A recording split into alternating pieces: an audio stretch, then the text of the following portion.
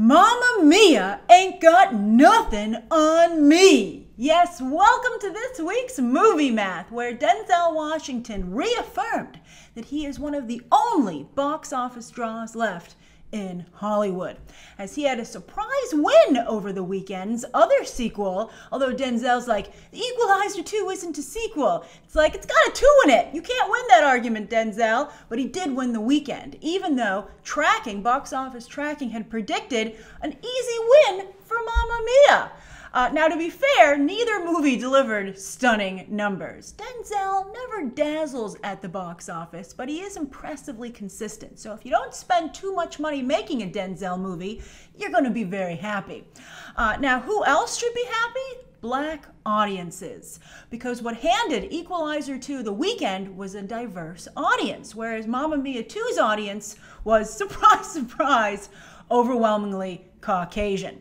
In fact, I went to see Mamma Mia 2 with my parents, and afterwards, my father said, great movie, but they should have had a black character in there. Yes, everyone wants to see more diversity coming out of Hollywood, especially when you have an ensemble cast. And when it comes to movies that are headed up by a single star, Caucasian audiences are open to any ethnicity, as they were still the biggest audience for Denzel's Equalizer 2. But then, of course, there is the growing purchase power of the black audience. Now, usually African Americans, a lot of you always ask me this, African Americans usually make up about 15% tops of a movie's audience. So that's like the most it can be, and sometimes it's lower. But here, it was double that. And for a movie like Black Panther, well, actually for Black Panther, it was almost 40%. So surely, if Mamma Mia 2 had added, say, Jennifer Hudson, maybe it could have won the weekend after all. Speaking of Jennifer Hudson, she's going to star in Cats. Would you, particularly if you're a member of the black community, see Cats, where they actually dress up as cats for Jennifer Hudson? I think that will be a real test of support. Now, as for other demographics, because everyone always asks me this, if you'd like to see better representation for your group in the movies, make sure you go to the movies. And ladies, that includes you as well, because Mamma Mia 2 underperformed. It was expected to open on par with this summer's other chick flick, Ocean's 8. Easy money, right? Well, not.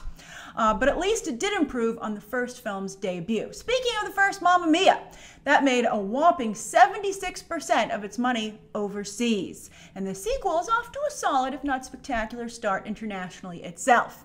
It's only getting started, and it did manage to secure a Chinese release date. Is China into ABBA? They do love karaoke, so this could end up being a brilliant play. The first film did not open in China.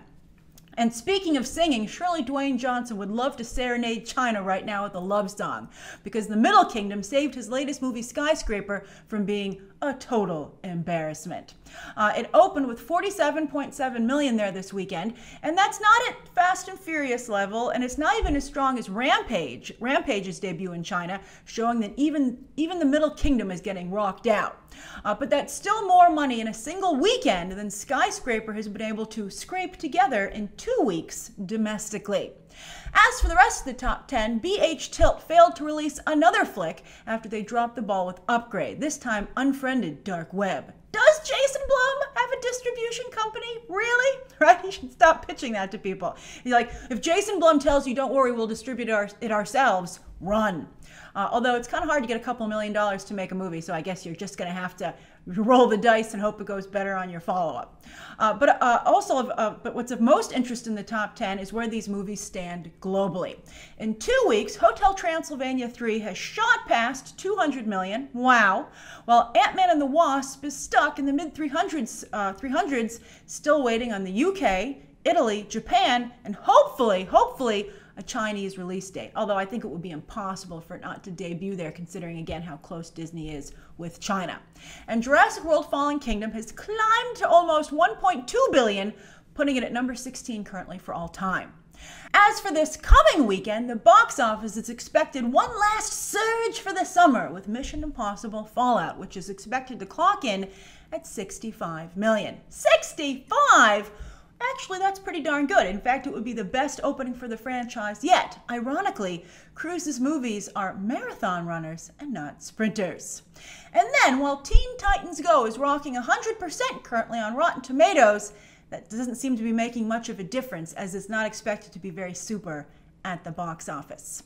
Which movie or movies do you plan to see this coming weekend? And don't forget, we're doing a ticket montage for Mission Impossible Fallout. So be sure to take those pictures at the theater and tweet them to me all the way through. The deadline will be like 10 a.m.